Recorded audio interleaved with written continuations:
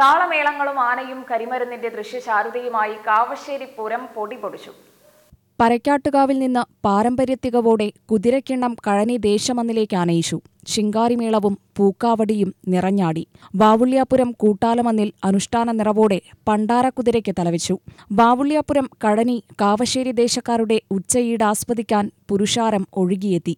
ദേശക്കുതിരകളുടെ പ്രൗഢമായ കാവേറ്റത്തോടെ പൂരാഘോഷത്തിന് സമാപനം.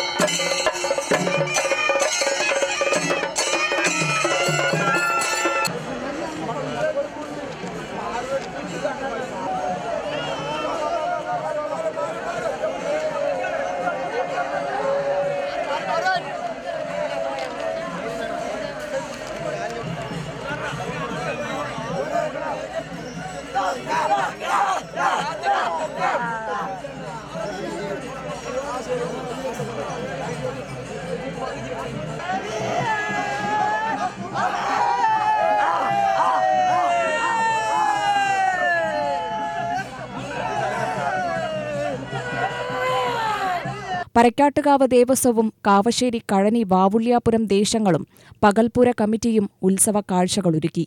ശനിയാഴ്ച പുലർച്ചെ നിർമ്മാല്യ ദർശനത്തോടെ ക്ഷേത്രചടങ്ങുകൾക്ക് തുടക്കമായി. ഉച്ചയ്ക്ക് ശേഷം ക്ഷേത്രത്തിൽ നിന്ന് കൂട്ടാലയിലേക്ക് ചിറക്കൽ കാളിദാസൻ ഭഗവതിയുടെ തിടമ്പേറ്റി പുറപ്പെട്ടു. കൂട്ടാലയിൽ കേളിപറ്റിനു ശേഷം പഞ്ചവാദ്യം തുടങ്ങി. വെയിൽ താഴ്ന്നതോടെ 9 ആനകൾ അണിനിരന്ന എഴുന്നള്ളത്തിന് തുടക്കമായി. ഗണപതി കോവിൽ വഴി ഈടുവെടിയാൽ പന്തലിൽ എഴുന്നള്ളത്ത് നിരന്നപ്പോൾ പഞ്ചവാദ്യം കലാശിച്ച് പാണ്ടിമേളം നാദത്തിരമാലയായി.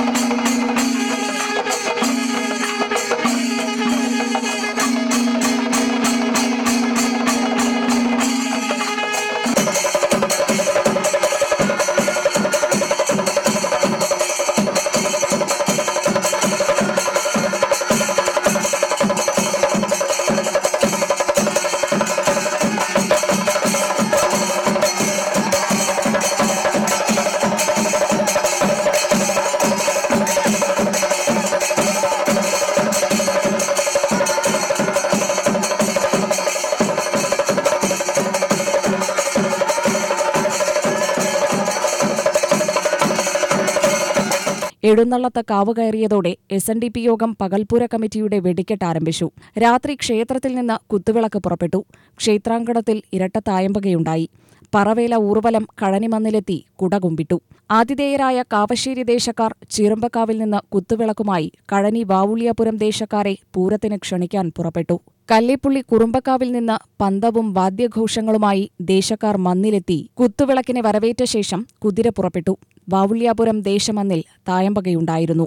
ബന്ധുദേശമായ അത്തിപ്പൊറ്റക്കാരെത്തി കുതിര വണങ്ങി. പറവേല ഊർവലമെത്തിയതോടെ കുതിര പുറപ്പെട്ടു. കാവശ്ശേരി ദേശക്കുതിര ശങ്കരമൂച്ചിയിൽ നിന്ന് പുറപ്പെട്ടു. ദേശക്കുതിരകൾ ഈടുവെടിയാലിങ്കലെത്തി കാവുകയറി. 3 ദേശക്കാരും ഊഴക്രമത്തിൽ വെടിക്കെട്ടാരംഭിച്ചു.